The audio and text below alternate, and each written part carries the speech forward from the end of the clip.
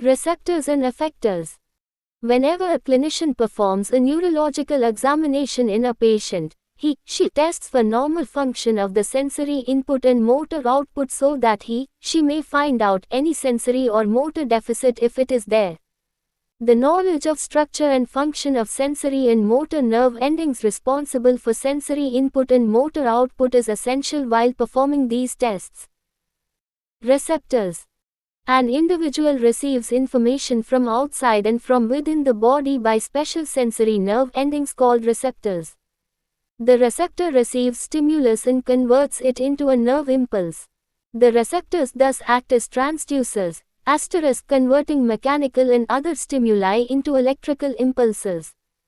Thus, receptors are sensory nerve endings specialized for reception of stimuli and transmitting them in the form of nerve impulses. Classification of receptors. The receptors can be classified broadly into 1. Functional types. 2. Anatomical types. Functional types. On the basis of the kind of information they provide. Exteroceptors. They provide information of touch, pain, temperature and pressure. These are superficially located, such as in skin, and are also called cutaneous receptors. Proprioceptors. They provide information about state of contraction of muscles and of joint movement and position. Interoceptors. They provide information from viscera and blood vessels. On the basis of the manner in which they are stimulated. Mechanoreceptors. They are stimulated by mechanical deformation. Chemoreceptors. They are stimulated by chemical influences. Thermoreceptors. They respond to alternation in temperature, e.g. cold and heat. Nociceptors. These respond to any stimuli that bring about damage to the tissue. Damage to tissue is perceived as pain, discomfort or irritation. Photoreceptors. They are stimulated by light, e.g. rods and cones of retina. Osmoreceptors. They respond to changes in the osmotic pressure. Anatomical types. Structurally, the receptors are classified into two types, non-encapsulated and encapsulated. Non-encapsulated receptors. Here the sensory nerve endings do not show any particular specialization of structure and are directly applied to the tissue cells or may lie freely in the extracellular spaces. Free nerve endings, figure 4.1, they are widely distributed in the body tissues such as skin, cornea, periosteum, dental pulp, etc. The afferent fibers from free nerve endings are either myelinated or non-myelinated. The terminal endings are devoid of a myelin sheath and there are no Schwann cells covering their tips. Most of these endings carry pain sensations, pain fibers, but they are also sensitive to temperature, touch, pressure and tickle sensations. Fig. 4.1 Sensory nerve endings, receptors, in skin. Paratracheal or root hair plexus, figure 4.1, it is a network of dendritic branches that surrounds the outer root sheath of hair follicles and is stimulated by light touch causing movement of hair. Tactile discs, of Merkel, they are expanded disc-like nerve endings in the germinative epidermal layer of hairless skin, figure 4.1. They make close contact with Merkel cells, which are specialized epithelial cells in the deeper part of the epidermis. The tactile discs are slowly adapting touch receptors that transmit information about the degree of pressure exerted on skin, e.g. when one is holding a pen. Encapsulated receptors. Here the sensory nerve endings are enclosed in a capsule derived from surrounding non-neural cells. Tactile corpuscles, of Meissner, they are ovoid in shape and found in the dermal papillae of the skin in those areas where tactile sensitivity is extremely well developed, viz. eyelids, lips, fingertips, nipples and external genitalia. The corpuscle consists of a capsule and a central core. The central core contains epithelioid cells, modified Schwann cells, and is supplied by several myelinated nerve fibers. The capsule is continuous with the perineurium of nerves supplying the corpuscle. They function as low-threshold rapidly adapting mechanoreceptors and are responsible for close spatial, Two-point discrimination, i.e. they enable an individual to distinguish between two-pointed structures when they are placed close to each other on the skin. Pacinian corpuscles, figure 4.1, they are the largest and most numerous encapsulated receptors. Each corpuscle is ovoid in shape, measuring up to 2 mm in length and consist of an outer laminated capsule of flat cells which are arranged in concentric layers like an onion peel in a central core. A myelinated nerve fiber loses its sheath to enter its central core. Pacinian corpuscles are rapidly adapting mechanoreceptors that are particularly sensitive to firm pressure, pushing, and vibration. These are scattered throughout the integument of the body, notably in the subcutaneous tissue of palm, sole, fingers and breasts. End bulbs of various types. They consist of multiple branched nerve terminals, which are encapsulated, figure 4.1. Bulbous corpuscles, of Krauss, are spherical and found mainly at the mucocutaneous junctions.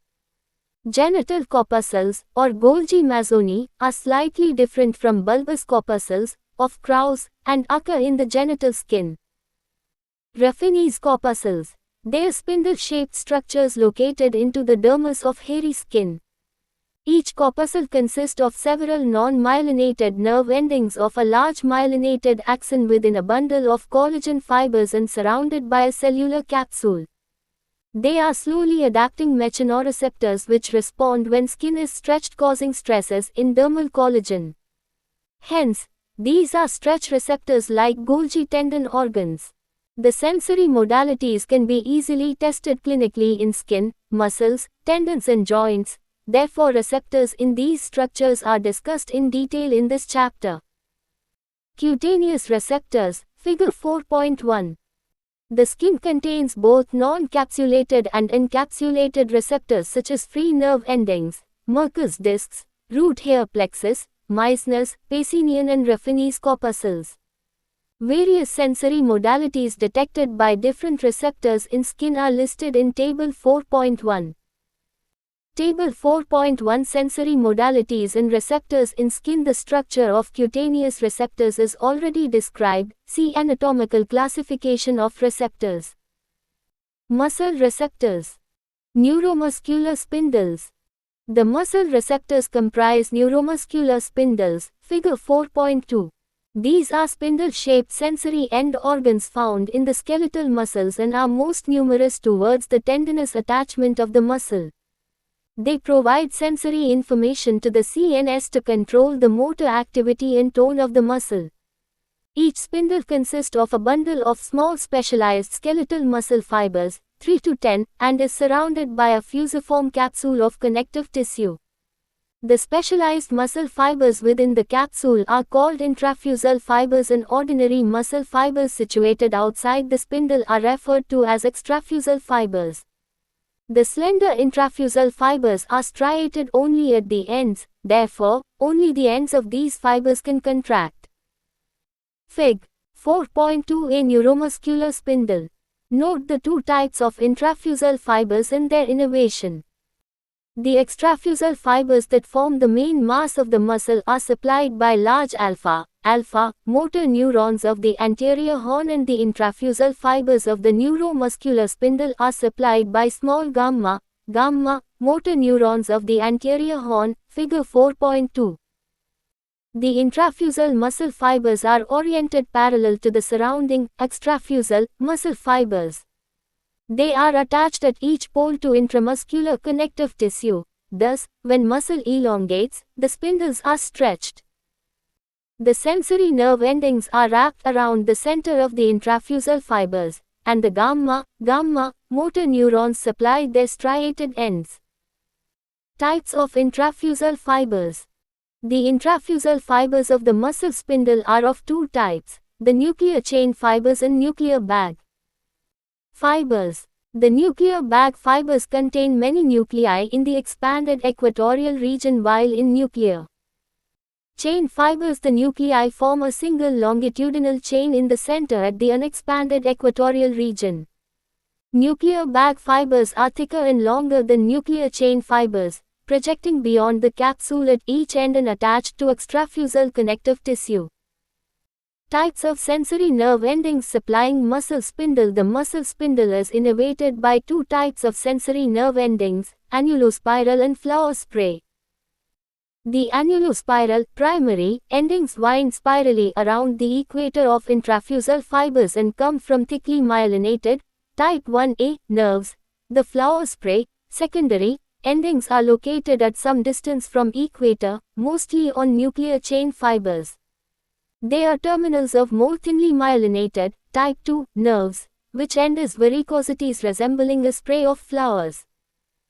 The neuromuscular spindles maintain muscle tone by functioning as sensory receptor for stretch reflex and has significant role in controlling motor activity for being a component of gamma reflex loop. Stretch reflex, figure 4.3. When the skeletal muscle is stretched, the intrafusal muscle fibers of muscle spindle are elongated, producing stimulation of sensory nerve endings around them. Fig. 4.3 Stretch reflex. A simple reflex arc consisting of an afferent neuron, arising from neuromuscular spindle or neurotendinous spindle, and an efferent alpha motor neuron stimulating extrafusal muscle fibers. The sensory neurons carrying the nerve impulse synapse with the alpha motor neurons in the anterior horn of the spinal cord. When alpha motor neurons are stimulated, they cause rapid contraction of the stretched muscle, the stretch reflex. This, in turn, reduces tension in the intrafusal fibers. The stretch reflex is used by clinicians to elicit the tendon jerks, see page 38. Gamma reflex loop. During active muscle contraction, a considerable proportion of motor fibers that arise from higher centers in the brain stimulate gamma motor neurons that innervate intrafusal muscle fibers, causing their contraction. When intrafusal muscle fibers contract, spindle sensory neurons respond, and through spinal reflex connection to alpha motor neurons, extrafusal muscle fibers contract. The gamma reflex loop thus consists of gamma motor neuron, neuromuscular spindle, afferent neuron, and alpha motor neuron supplying extrafusal muscle fibers. Gamma reflex loop is an important adjunct to the more direct control of muscular activity by means of descending fibers from the brain that control the alpha motor neurons. Tendon receptors. Golgi tendon organs. The tendon receptors comprise Golgi tendon organs, also called neurotendinous spindles, figure 4.4, which are more numerous near the musculotendinous junctions and are responsible for Golgi tendon. Reflexes. Fig. 4.4 Golgi tendon organ, a neurotendinous spindle. The Golgi tendon organs monitor the tension produced during muscle contraction and prevent damage to muscle or tendon by excessive stresses. Each Golgi tendon organ is spindle-shaped and consists of a fibrous capsule that surrounds a small bundle of loosely arranged tendon, collagen, fibers called intrafusal tendon fibers. One or more myelinated sensory fibers pierce the capsule, lose their myelin sheath, branch and terminate in club-shaped endings. When collagen fibers of tendon stretch, the sensory neurons of Golgi tendon organs are stimulated, which in turn stimulate inhibitory interneurons that synapse with alpha motor neurons. This inhibitory effect on alpha motor neurons causes relaxation of the muscle to which the particular tendon is attached. The opposing functions of the neuromuscular spindles, excitatory, and neurotendinous spindles, inhibitory, are in balance during stretch reflex activity. Unlike the neuromuscular spindles, which are sensitive to changes in the muscle length, the neurotendinous organs detect changes in the muscle tension. Joint receptors. The joint receptors are as follows. Free nerve endings are profusely present in synovial membrane and articular capsule, reacting to painful stimuli. Raffinese corpuscles and lamellated, Pacinian, corpuscles in joint capsule respond to movements and pressure. Neurotendinous spindles in the articular ligaments prevent excessive stretch of the capsular ligament. Awareness of joint positions is mainly dependent on neuromuscular spindle receptors. The important receptors and their functions are summarized in Table 4.2. Table 4.2 Receptors and associated functions. Receptor function, sensory modality. Free nerve endings pain, touch, temperature, heat and cold, and pressure Merkel's discs touch and pressure hair follicle receptor touch Meissner's corpuscles touch, 2-point tactile discrimination, Pacinian corpuscles pressure and vibration Raffinis corpuscles stretch neuromuscular spindles elongation of muscle, stretch, neurotendinous spindles muscle tension. Effector nerve endings somatic effectors. Somatic effectors are the terminals of myelinated motor neurons, which arise from lower motor neurons and pass without interruption from the CNS to the skeletal muscles. Motor innervation of skeletal muscle. The nerve supply and blood supply to a muscle enter it at a more or less constant site called neuromuscular hilum. The nerve to a muscle contains motor and sensory fibers. The motor fibers supplying the skeletal muscle are of two types. Large alpha myelinated fibers. These are the axons of alpha anterior horn cells and supply the extrafusal muscle fibers that form the main mass of the muscle. Small gamma myelinated fibers. They are the axons of gamma anterior horn cells and supply the intrafusal fibers of the muscle spindles. Motor unit. A single alpha motor neuron and muscle fibers innervated by it constitute a motor unit. A motor unit thus consists of an anterior horn cell, its axon and the muscle fibers innervated by it. Figure 4.5. Fig. 4.5 A motor unit consisting of alpha motor neuron and muscle fibers that it innervates. Depending upon the number of muscle fibers innervated by a motor neuron, the motor units may be small or big. In muscles producing gross movements such as gluteus maximus, hundreds of muscle fibers, about 500, are supplied by a single neuron, i.e. these muscles have larger motor units, while in muscles having precise movements, viz. extraocular muscles and intrinsic hand muscles, the motor units are very small as only few fibers, about 10, are supplied by a single axon. Neuromuscular junction or motor end plate. The communication between the nerve and the muscle fiber occurs across a specialized junction, called neuromuscular junction or myoneural junction. Figure 4.6. Fig. 4.6 A neuromuscular junction in skeletal muscle. B. An enlarged view of a naked axon terminal, synaptic knob, lying in the surface groove on the sole plate of muscle fiber. As motor neuron enters a skeletal muscle, it branches many times. The number of branches depends on the size of the motor unit. On reaching the muscle fiber, the nerve loses its myelin sheath and breaks up into number of branches. Each branch is a naked axon terminal which ends into an expansion called synaptic knob. The expanded, naked axon terminal, the synaptic knob, is opposed to a region of sarcolemma, cell membrane of muscle fiber, called sole plate. The naked axon terminal and the sole plate form the neural and muscular elements of the motor end plate, respectively. Adjacent to the site of motor end plate, the surface of the muscle fiber is elevated slightly due to local accumulation of granular sarcoplasm beneath sarcolemma and the presence of numerous nuclei and mitochondria. The expanded naked axon lies in a groove on the surface of the muscle fiber. A narrow space, the synaptic cleft, separates the two. The sarcolemma forms many junctional folds, increasing the surface area of sole plate. The axoplasm of synaptic knob contains mitochondria and presynaptic vesicles filled with molecules of acetylcholine H. The opposing sole plate contains receptors that will bind to H. The axolemma and sarcolemma are separated by a synaptic cleft of 20 to 50 nanometer. Both the presynaptic membrane, axolemma, and postsynaptic membrane, sarcolemma, contain enzyme acetylcholinesterase, A, or cholinesterase which breaks down the molecules of H. A nerve impulse, on reaching a neuromuscular junction, causes the release of acetylcholine from synaptic vesicles into the synaptic cleft by exocytosis. The acetylcholine diffuses rapidly across the synaptic cleft and binds to the receptors on the postsynaptic membrane.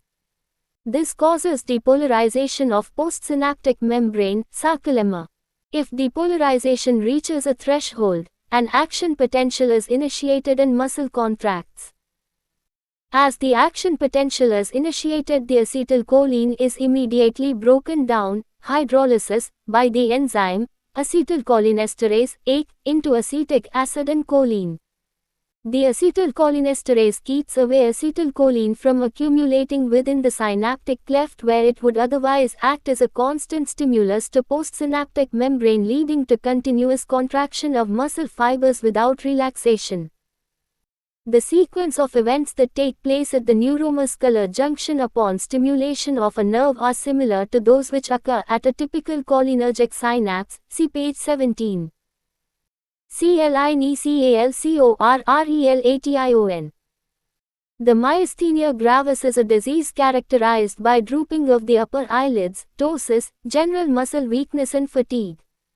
The condition is an autoimmune disorder in which antibodies are produced against the acetylcholine receptors on the postsynaptic membrane.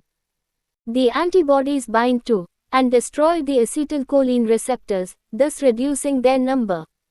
Consequently, less number of H molecules bind to postsynaptic membrane, causing reduced action potential in plasma membrane of muscle fiber.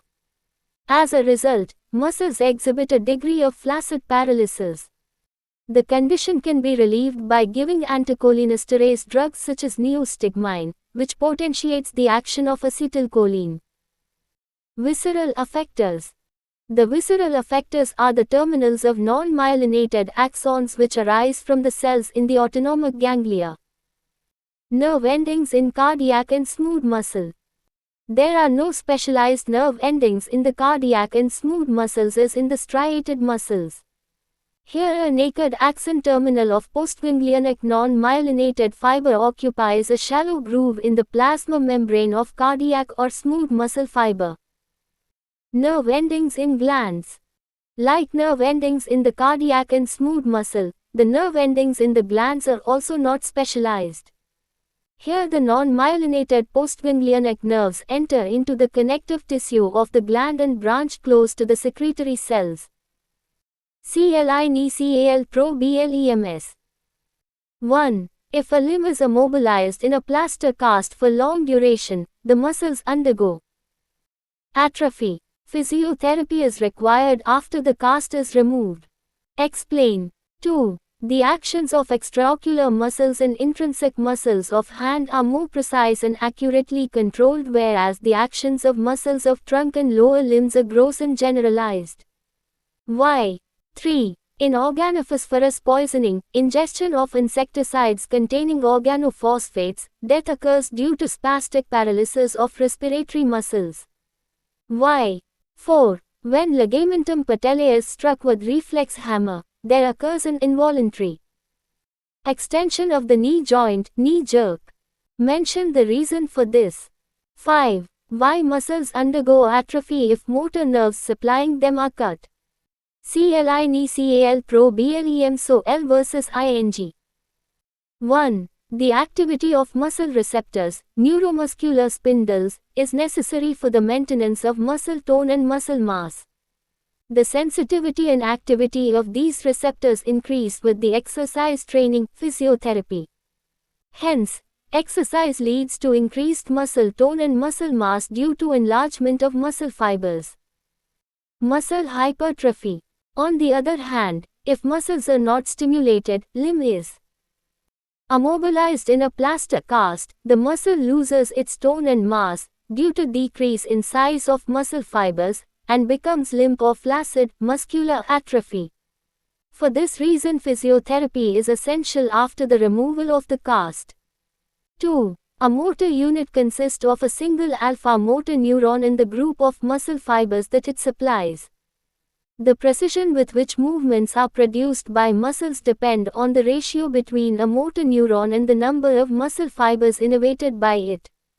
The nerve-muscle fiber innervation ratio of extraocular muscles and intrinsic muscles of hand is small, about 1:10, and those of trunk and lower limb muscles big, about 1:500. Therefore, actions of extraocular muscles and intrinsic muscles of hand are more precise than the muscles of trunk and lower limbs. 3. The organophosphates bind to and inhibit the action of acetylcholinesterase. As a result, the acetylcholine accumulates in the synaptic cleft, causing continuous stimulation of plasma membrane of muscle fibers.